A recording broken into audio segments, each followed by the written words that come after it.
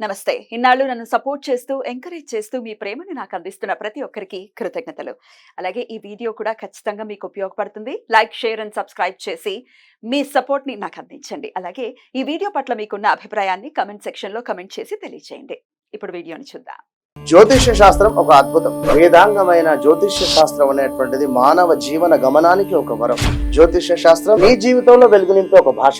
ఆ భాష నీకు అర్థమైతే ప్రకృతి నీతో మాట్లాడుతుంది. అస్ట్రాలజీ నేర్చుకోవాలి అనుకునే వారికి అద్భుత అవకాశం. మురళీధర శర్మ గారి అస్ట్రాలజీ క్లాసెస్ అతి త్వరలో మొదలు కాబోతున్నాయి. 100% జాబ్ గ్యారంటీ. వివరాల కొరకు సంప్రదించండి. నమస్తే, వెల్కమ్ టు అవర్ ఛానల్. నేను పద్మిని. ప్రస్తుతంతో పాటు ప్రముఖ astrologer, tarot card reader, Vedic nutritionist, అలాగే స్పిరిచువల్ హీలర్ వనజ రామశెట్టి గారు మనతో పాటు ఉన్నారు. మాట్లాడదాం.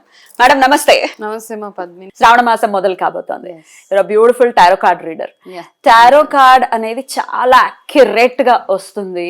రిజల్ట్ అనేది ఖచ్చితంగా అది చూసిన వాళ్ళు, దాన్ని ఒక్కసారి ఎక్స్పీరియన్స్ చేసిన వాళ్ళు ఖచ్చితంగా అది దే కెన్ ఫీల్ దట్ కదా.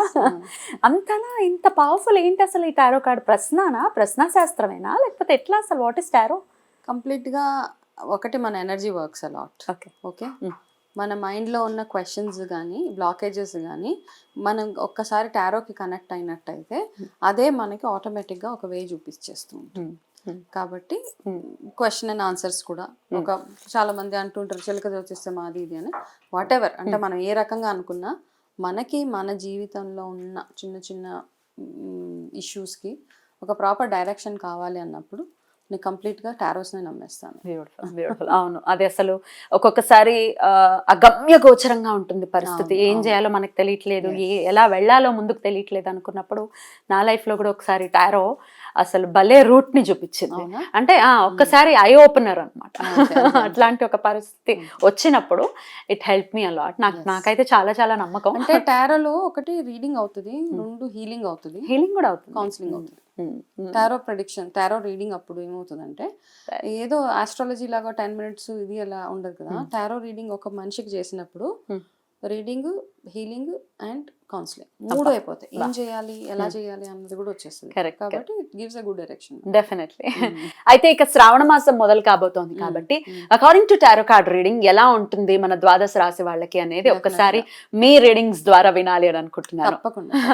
సో శ్రావణ మాసం కాబట్టి ఎట్లా దీన్ని రిలేట్ చేయొచ్చు? యాజ్ ఇట్స్ అంటే ఇది ఒక ఫారెన్ సబ్జెక్ట్ లాగా చూస్తూ ఉంటారు కాబట్టి హౌ మీరు ఎలా రిలేట్ చేస్తారు దీన్ని, ఈ టారో కార్డ్? ఫారెన్ సబ్జెక్ట్ అన్నది ఒకప్పుడు, బికాస్ కార్డ్స్ ని మనం ఫారెన్ కార్డ్స్ అనుకుంటాం, కానీ మన దగ్గర చూస్తే ప్రశ్నాశాస్త్రం మన దగ్గర ఉండేది. ఓకే, రాముడు కాలం, ఏ కాలంలో చూసినా మనకి ఏమైనా ఒక దానికి ఆన్సర్ కావాలంటే ప్రశ్నాశాస్త్రం బేస్ చేసుకుని చెప్పారు. రెండు చిలక జోష్యం దాంతో చెప్పేవాళ్ళు అనమాట. సో ఇదంతా వేరే కంట్రీస్లో, యూరోప్, ఈజిప్ట్ అట్లాంటి వాటిల్లో స్టార్ట్ చేసినా కానీ మనం దాన్ని కంప్లీట్గా రెప్లికేట్ చేయొచ్చు. ఎందుకంటే మన దగ్గర కూడా ఉన్నాయి ఇట్లాంటి. మన దగ్గర పాచికలతో చూసేవాళ్ళు, గవ్వాలతో చూసేవాళ్ళు. సో ఇవన్నీ మనం ఏదో ఒక రకంగా యూనివర్స్కి కనెక్ట్ అయ్యి అవతల మనిషికి ఇచ్చే ఏవైతే డైరెక్షన్ ఉంటుందో, ప్రెడిక్షన్ ఉంటుందో దాన్ని మనము ఏదో ఫారెన్ కంట్రీది అని చూడడానికి అయితే లేదు. బికాస్ మనం యూజ్ చేసేవన్నీ ఇండియన్ కార్డ్స్. అది కూడా ఉంది, ఇండియన్ కార్డ్స్ ఉన్నాయి నా దగ్గర. సో మీరు ఇండియన్ కార్డ్స్ యూజ్ చేసి, అలాగే మీరు చేసేటటువంటి ఆరాధన కూడా మేజర్ రోల్ ని ప్లే చేస్తుంది ప్రెడిక్షన్స్ ని అందించడం విషయం. ఏదో అది అక్కడ పెట్టేసాము, ఏదో అవసరం ఉన్నప్పుడు తీసామంటే ఇట్లా లేదు. ఇది డైలీ ప్రాసెస్ అనమాట. డైలీ ఎనర్జైజ్ చేయాలి, డైలీ కూర్చోవాలి. మీరు డైలీ ఎనర్జైజ్ చేస్తారా? రోజు ఉండాలి.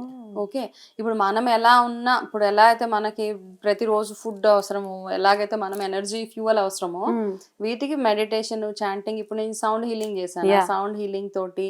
సో అంటే మనకు అనిపించాలి ఇవన్నీ చేస్తే నాకు ఈ కార్డ్స్ నేను చెప్పినట్టుగా నాకు డైరెక్షన్ ఇస్తాయి. అంతే, cards will listen to us అన్నమాట. అంతే, అవి వింటాయి, అవి మనకి డైరెక్షన్ ఇస్తుంది. బ్యూటిఫుల్. కనెక్ట్ అవ్వగలగాలి మనం, అంతే. బ్యూటిఫుల్.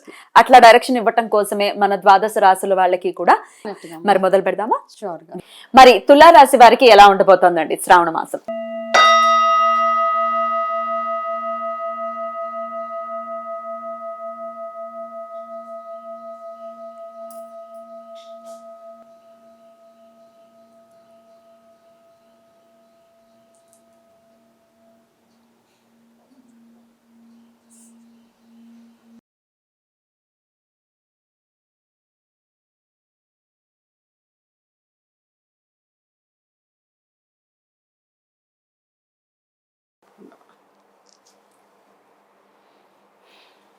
తులా రాశి వాళ్ళు హెల్త్ విషయంలో కాస్త కేర్ఫుల్ గా ఉండాలి. వెంటనే తీస్తారు ఇంకో కార్డు. అవును. ఎందుకంటే ఈ కార్డు కి అంటే ఇట్లాంటి కార్డు వచ్చినప్పుడు ఇమ్మీడియట్ గా నాకు ఈ కార్డు కావాలి. Okay right okay, right. So health విషయంలో జాగ్రత్త అంటే ఎట్లా? అన్ని రకాలుగా హెల్త్ పరంగా కాస్త కేర్ఫుల్ గా ఉండాలి.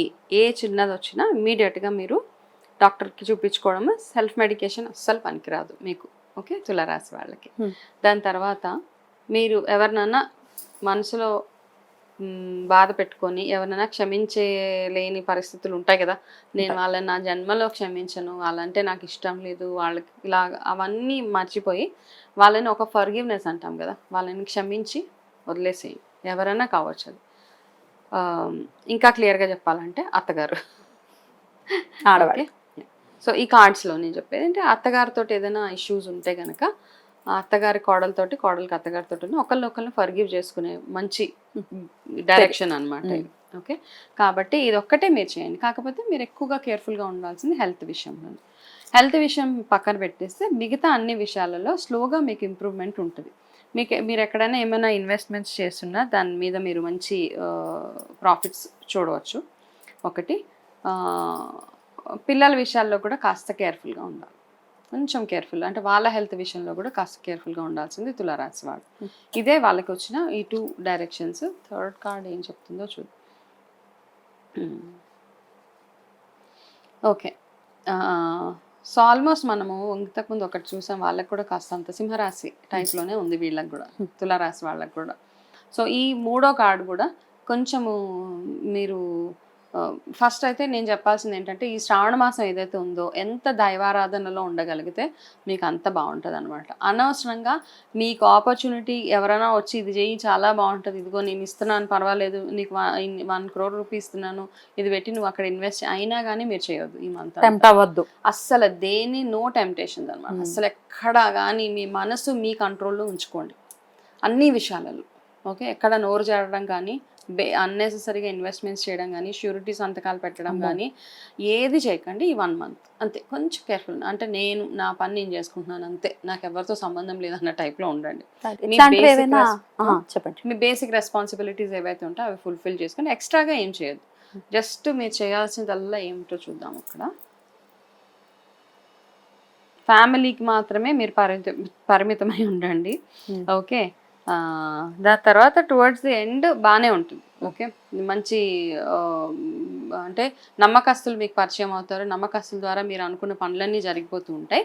కాకపోతే ఇనీషియల్ ఒక 3 weeks మాత్రం కాస్త మీరు కొంచెం ఎక్కువగా కేర్ఫుల్గా ఉండడం. ఒకటి, మీరు ఈ మంత్ అంతా చేయాల్సిన ఒక ఆరాధన ఏంటంటే మీరు ఎక్కువగా లక్ష్మీ అమ్మవారిని ఆల్రెడీ శ్రావణ మాసమే కాబట్టి లక్ష్మీ అమ్మవారి ఆరాధన ఒకటి చేస్తూ, దాంతోపాటు మీకు వచ్చింది 2 అండి ఈసారి. ఓకే, సుబ్రహ్మణ్య స్వామి ఆరాధన కూడా చేసుకోవాల్సిందే మీరు ఈ మంత్లో మొత్తం.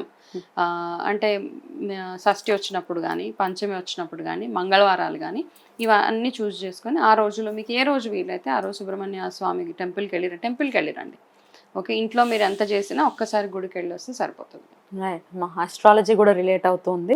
ఈ రాశ్యాధిపతి నీచబడుతున్నాడు కన్యా రాశిలో, సో అందుకే ఇట్లాంటి రిజల్ట్స్ వచ్చే పరిస్థితి ఉంటుందా? అవును, అమ్మ బాబు, డెఫినెట్గా. సో ఇప్పుడు ఇట్లాంటివి ఏవైనా డెసిషన్ తీసేసుకుని ఇన్వెస్ట్ చేస్తే లాంగ్ టర్మ్ లో చాలా ఇబ్బందులు ఫేస్ చేసే అవకాశం ఉంటుందా? కాబట్టి 1 month కొంచెం కేర్ఫుల్ గా ఉంటే సరిపోతుంది అంతే. తర్వాత మేబీ నెక్స్ట్ మనం రీడింగ్ చేసినప్పుడు ప్రిడిక్షన్స్ లో వాళ్ళకి ఎట్లా ఉందో నెక్స్ట్ మంత్ మనం ఎలాగో చెప్తాం. ఇప్పుడు మారిపోతాయి, గ్రహస్థితి కూడా మారిపోతుంది. సో డెఫినెట్ గా జాగ్రత్తగా ఉండమని అది ఒక ఇండికేషన్ ఇస్తుంది. కాబట్టి జాగ్రత్తగా ఉండండి, డెఫినెట్ గా పీస్ఫుల్ గా ఉండడానికి ట్రై చేయండి. లక్ష్మీదేవి ఆరాధన ఎలాగో చేసుకుంటారు కాబట్టి ఇంకాస్త ఎక్కువగా అందరూ చేసేదానికంటే ఎక్కువ చేయమని చెప్తున్నారు కాబట్టి చేసుకోండి. రైట్ అండి, చాలా బ్యూటిఫుల్ గా ఎక్స్ప్లెయిన్ చేశారు, కృతజ్ఞతలు. ఇక నెక్స్ట్ ఎపిసోడ్ లో వృశ్చిక రాశి గురించి మాట్లాడుకుందాం. థ్యాంక్ యూ అండి, నమస్తే.